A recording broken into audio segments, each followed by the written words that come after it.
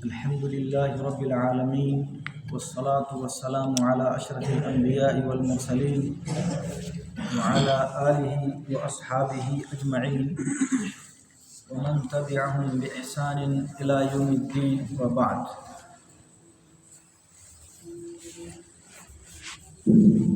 معزز سامعین، آج ایک اہم مسئلے کی طرف آپ لوگوں کی توجہ مبذول کرانا چاہوں گا، اور وہ ہے نماز میں تکبیر سے متعلق. ہم لوگ نماز پڑھتے ہیں تو اللہ اکبر سے اپنی نماز کا آغاز کرتے ہیں، اور اس اللہ اکبر کو تکبیر تحریمہ کہا جاتا ہے، جو کہ نماز کا رکن ہے. اس کے بغیر نماز ہی نہیں ہوتی. اور اس کے علاوہ جو بھی تکبیر ہے اسے تکبیر انتقال کہا جاتا ہے. جتنی بھی تکبیریں ہیں سب تکبیرات انتقال، یعنی ایک رکن سے دوسرے رکن کو جب منتقل ہوتے ہیں تو ہم اللہ اکبر کہتے ہیں، سوائے رکوع سے اٹھتے وقت کہ اس وقت سمع اللہ لمن حمدہ کہا جاتا ہے. تو تنبیہ یہ کرنی ہے کہ تکبیرات انتقال کا محل کیا ہے، کس وقت اس اللہ اکبر کو ہمیں کہنا ہے. کیونکہ عام طور پہ دیکھا جاتا ہے کہ بہت سارے لوگ حتیٰ کہ ائمہ کرام بھی اس میں غلطی کر جاتے ہیں. تو سب سے پہلی بات جو اس سے متعلق ہے وہ یہ کہ اللہ اکبر کو نارمل انداز میں کہنا چاہیے، مد طبیعی سے بڑھ کر اس کو نہ کھینچا جائے. اگر کھینچ کر پڑھیں گے، کھینچ کر کہیں گے تو اس کا محل مختلف ہو جائے گا.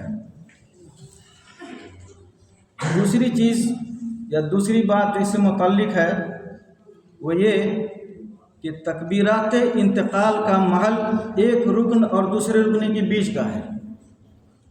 جیسے مثال کے طور پہ مان لیجئے آپ کھڑے ہیں، قیام کی حالت میں ہیں اور رکوع میں جانا ہے، تو قیام سے جیسے ہی آپ رکوع کے لیے جھکیں گے تو محل اس کا شروع ہو گیا، اور رکوع میں جانے سے پہلے اس کا محل ختم ہو گیا. اس لیے اسی دوران اس طرح کی تکبیر ہونی چاہیے. چنانچہ علماء کرام نے کہا کہ اس طرح اس کی 5 صورتیں بنتی ہیں.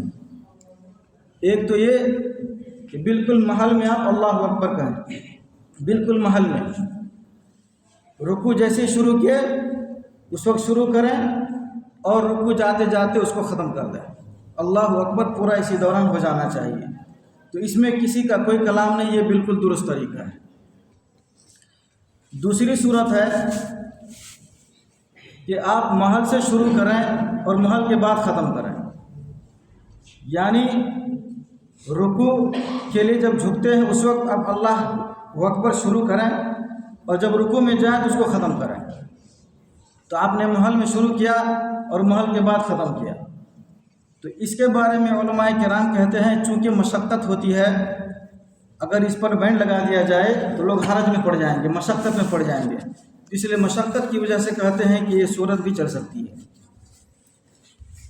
تیسری صورت ہے کہ محل سے پہلے شروع کریں اور محل میں ختم کر دیں.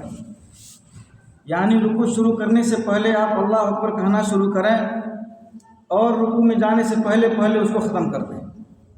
تو یہ ہے تیسری صورت. اور دوسری صورت ہی کی طرح علماء کرام کہتے ہیں اس میں بھی چونکہ مشقت ہے اس لیے بھی جائز ہے. چوتھی صورت بنتی ہے کہ آپ محل سے پہلے ہی اللہ اکبر کہہ دیں. یعنی کھڑے ہیں تو قیام کی حالت ہی میں اللہ اکبر کہہ دیں، رکوع شروع کرنے سے پہلے ہی. تو یہاں ایک بات یاد رکھیں کہ تکبیرات انتقال کو بعض لوگوں نے سنت کہا ہے، نماز کے مسنونات میں سے شمار کیا ہے، اور اکثر لوگوں نے واجبات میں سے شمار کیا ہے.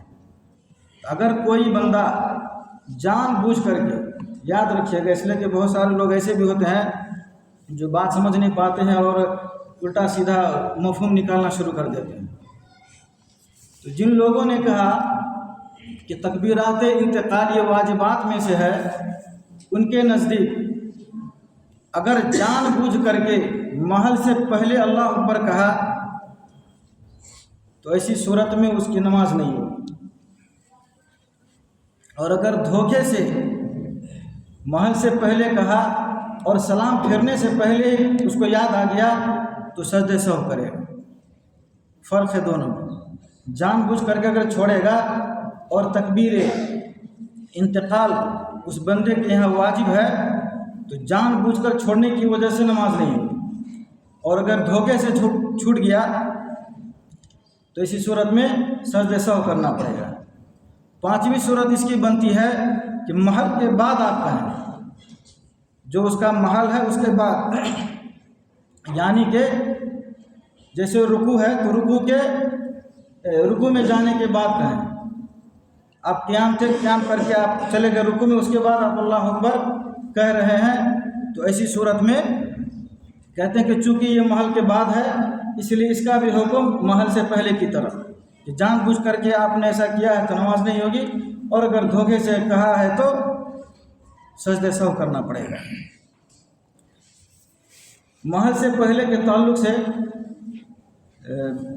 یا بعد کے تعلق سے، جیسے مان کے چلیے آدمی دوسری رکعت کے لیے کھڑا ہوتا ہے، دوسری رکعت کے لیے کھڑا ہوتا ہے تو کھڑا ہونے کے بعد تب جا کر کے اللہ اکبر کہے تو ظاہر سی بات ہے اس کا محل تو ہے نہیں۔